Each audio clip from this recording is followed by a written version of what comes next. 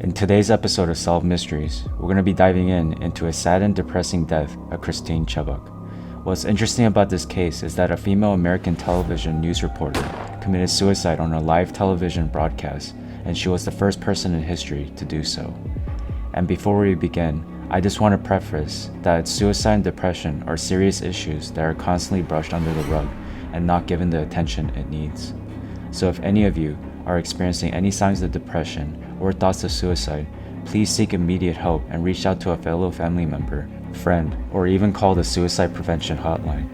Even if you have a family member or friend who is going through these hardships, please don't hesitate to reach out to them and let them know that they are loved and cared for. So with that out of the way, who was Christine Chubbuck? Why did she commit suicide? Also, if depression was an underlying factor, why did she get depressed? These are questions that we'll be answering as we dive deep into the clues of this case. Let's get into this case now. On August 24, 1944, in Hudson, Ohio, Christine Chubbuck was born as the daughter of Margaretha D. Pegg and George Fairbanks Chubbuck. She was the only daughter of the family and grew up with two brothers, Greg and Tim. Chubbuck attended the Laurel School for Girls in Shaker Heights, a suburb of Cleveland. During her early years at Laurel, she jokingly formed a dateless wonder club with other rejected girls who didn't have dates on Saturday night. Chubbuck later attended Miami University in Oxford, Ohio for 1 year, majoring in theater arts, then attended Endicott College in Beverly, Massachusetts before earning a degree in broadcasting at Boston University in 1965. Chubbuck worked for the WVIZ in Cleveland between 1966 and 1967 and attended a summer workshop in radio and television at New York University in 1967. That same year, she worked in Canton, Ohio, and for 3 months at WQED-TV in Pittsburgh, Pennsylvania, as an assistant producer for 2 local shows, Women's World and Keys to the City. In 1968, Chubbuck then left WQED to spend 4 years as a hospital computer operator and 2 years with a cable television firm in Sarasota, Florida. Immediately before joining ABC affiliate WXLT-TV, now WWSB, she worked in the traffic department of WTOG in St. Petersburg. Several years before her death, Chubbuck had moved into her family's summer cottage in Siesta, Florida. The Washington Post later reported that she had painted the bedroom and canopied bed to look that of a young teenager. After Chubbuck's parents were divorced, her mother Peg and younger brother Greg came to live in the Florida home. When Greg left, her elder brother Tim moved in. Chubbuck had a close relationship with her family, describing her mother and Greg as her closest friends. WXL-TV's owner, Bob Nelson, had initially hired Chubbuck as a reporter, but later gave her a community affairs talk show, Suncoast Digest, which ran at 9 a.m. Production manager Gordon J. Acker described Chubbuck's new show to a local paper, quote, "It will feature local people and local activities. It will give attention, for instance, to the storefront organizations that are concerned with alcoholics, drug users, and other lost segments of the community." End quote. Chubbuck took her position seriously, inviting local officials from Sarasota and Bradenton to discuss matters of interest to the growing beach community. After her death, the Sarasota Herald Tribune reported that Chubbuck had been nominated for a Forestry and Conservation Recognition Award by the Bradenton District Office of the Florida Division of Forestry. She was considered a strong contender, and on occasion she even incorporated homemade puppets she used to entertain children with intellectual disabilities during her volunteer work at the Sarasota Memorial Hospital. Chubbuck spoke to her family at length about her struggles with depression and suicidal tendencies, though she did not inform them of her specific intent beforehand. She had attempted to overdose on drugs in 1970 and frequently made reference to that event.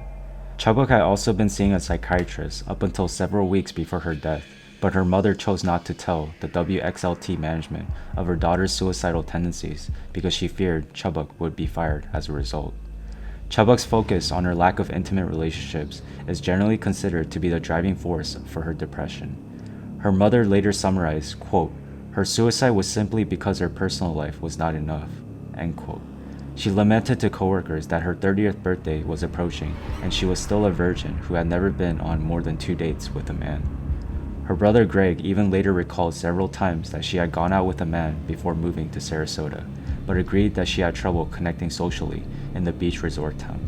He believed her constant self-deprecation for being dateless contributed to her ongoing depression, but her coworkers were unaware of these tendencies.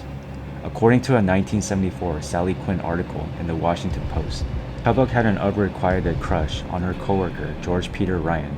She baked him a cake for his birthday and sought his romantic attention, only to find out he was already involved with sports reporter Andrea Kirby. Kirby had been the coworker closest to Chubbuck, but she was offered a new job in Baltimore, which had further depressed Chubbuck. Chubbuck's lack of romantic partner was considered a tangent of her desperate need to have close friends, though her coworkers said she tended to be brusque and defensive whenever they made friendly gestures towards her. She was known by her peers to be self-deprecating and even to go as far as criticizing herself constantly and rejecting any compliments others paid her. Chubbuck had also had her right ovary removed in an operation the year before her suicide, and had been told that if she did not become pregnant within 2 to 3 years, it was unlikely she would ever be able to conceive. A week before her suicide, she told Rob Smith, the Night News editor, that she had brought a gun and joked about killing herself on the air. Smith later stated that she did not respond to what he thought was Chubbuck's sick attempt at humor and changed the subject. Then finally on the morning of July 15, 1974, Chubbuck confused her coworkers by claiming that she had to read a newscast to open a Suncoast Digest, something that she had never done before. That morning's guests waited across the studio while Chubbuck sat at the news anchor's desk. During the first 8 minutes of her program, Chubbuck covered 3 national news stories and then a shooting from the previous day at a local restaurant, Beef and Bottle, at the Sarasota Bradenton Airport. The film reel of the restaurant shooting had jammed and would not run, so Chubbuck shrugged it off and said on camera, quote, "In keeping with the Channel 40's policy in bringing you the latest in Bloods and Guts and in living color, you are going to see another first attempted suicide," end quote.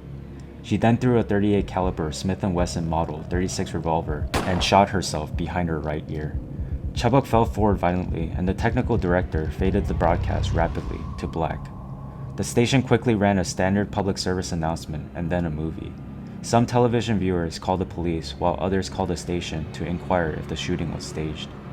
After the shooting, news director Mike Simmons found the papers from which Chubbuck had been reading. Her newscast contained a complete script of her program, including not only the shooting, but also a third-person account to be read by whichever staff member took over the broadcast after the incident.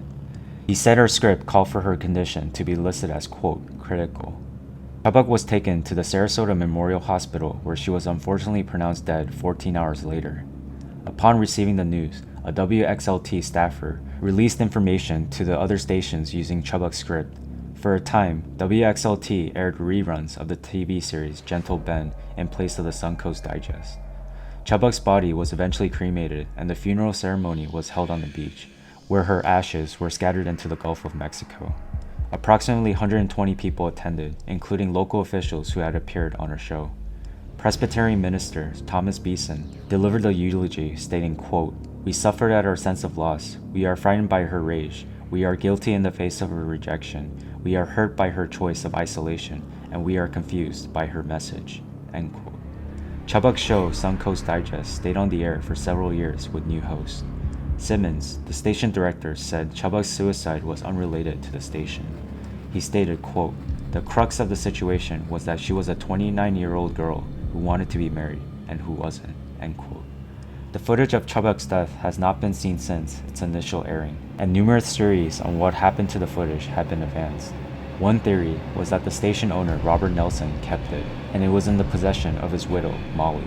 However, it was confirmed in June 2016 that the footage of Chubbuck's death exists and had indeed been in Robert Nelson's possession, but was handed over to a very large law firm for safekeeping by Molly Nelson, and she has no plans on making it publicly available. Overall, the death of Christine Chubbuck is very sad and tragic. It's truly depressing that a successful news reporter like herself would end her own life on a live television broadcast due to her lack of romantic intimacy. Unfortunately for her family members and friends who love and care about her, they will deeply miss her as they have lost someone who is very special to them. But hopefully going forward, Christine Chubbuck's death can be used as a learning experience for others who are experiencing thoughts of suicide, that killing yourself is not the answer, and that there are people in your life that truly care about your well-being. So it's very important that we seek help when needed, and vice versa, so that tragic events like this won't happen again. Christine Chubbuck will and shall be missed, for the world has lost a hardworking and passionate news reporter, hence why this case is now solved.